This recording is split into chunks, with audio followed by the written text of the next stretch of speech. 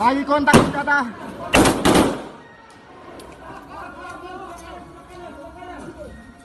Lagi kontak senjata.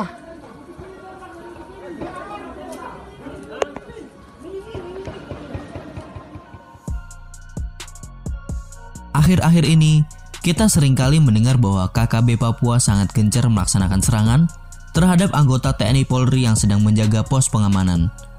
Hal itu pun mendapat respon dari pemerintah Indonesia dengan mengerahkan hingga 1.000 lebih personel gabungan untuk membasmi kelompok KKB ini.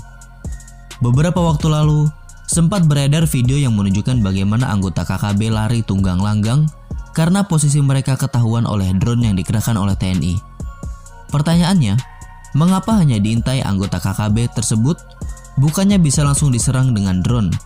Sekalian pembuktian nih, sehebat apa drone yang bikin heboh kemarin, yakni CH-4 Rainbow buatan negeri Pak Xi Jinping. Mari kita bahas.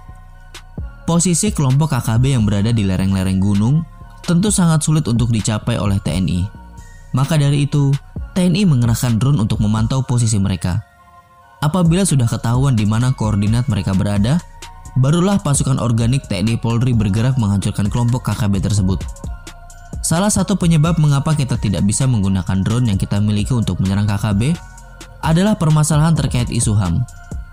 Isu hak asasi manusia sendiri memang sangat sensitif di wilayah Papua dan menjadi perhatian tersendiri bagi negara-negara rakus sumber daya alam di Pulau Papua. Sehingga, pemerintah Indonesia sangat berhati-hati dalam hal tersebut. Drone yang terbaik saat ini yang dimiliki oleh TNI adalah drone CH-4 Rainbow buatan China. Drone ini dirancang untuk menghancurkan instalasi penting musuh, tank, kendaraan lapis baja, serta pertahanan udara lawan. Nah, jika kita menggunakan drone ini untuk melawan KKB, maka drone ini akan dianggap overpower karena KKB sendiri hanya bersenjatakan senapan. Bisa jadi, nanti malah senjata makan tuan sendiri jika pegiat HAM di Papua buka suara bahwa TNI menggunakan drone jenis MEL melawan KKB. Kan banyak tuh dari kalian yang berpikir, kenapa kita nggak ngerahkan tank, panser, jet tempur, Apache ke Papua ya kan? Ya kira-kira seperti itulah alasannya. Dulu Mimin sendiri juga berpikir demikian. Namun kita memang harus realistis dan hati-hati dengan keadaan di Papua. Walaupun tidak sedikit korban yang berjatuhan dari pihak TNI, perlu kita sadari bahwa KKB pun banyak juga yang berguguran akibat kontak senjata dengan pasukan TNI Polri. Sehingga, sedikit demi sedikit, maka berkuranglah anggota KKB tersebut. Sebuah solusi muncul dari beberapa analisis militer bahwa Indonesia perlu mengembangkan atau mengakuisisi drone dengan kemampuan hovering, daya tahan lama, serta memiliki kemampuan menembak senjata dengan kaliber kecil. Pengembangan drone jenis ini sebenarnya cukup banyak sejak tahun 2017 karena dinilai sangat ideal untuk digunakan dalam operasi militer baik di hutan maupun di perkotaan.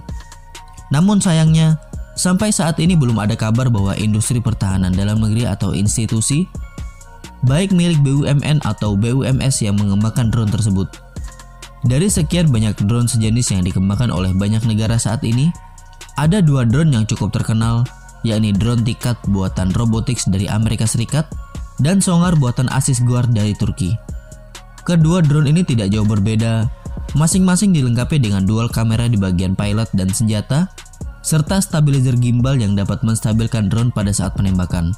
Drone ini juga memiliki kemampuan yang cukup mumpuni, di mana kemampuan tembaknya hingga kemampuan menembaknya dapat memuntahkan peluru sebanyak 200 butir dengan kaliber 5,56 x 45 mm yang berstandar NATO. Untuk operasionalnya, drone ini sanggup terbang hingga 2.800 meter di atas permukaan air laut dan bisa digunakan juga pada malam hari. Sejauh ini, Indonesia belum memiliki drone jenis ini karena konsep penggunaan drone itu sendiri yang pastinya masih baru dan belum sepopuler drone jenis MEL. Tentu kita berharap jika Indonesia memiliki drone sejenis ini, maka penindakan KKB bisa lebih sering dilakukan, guna meminimalisir ataupun meniadakan korban jiwa, baik dari sipil maupun aparat keamanan di sana. Nah, bagaimana menurut kalian? Sampaikan pendapat kalian di kolom komentar.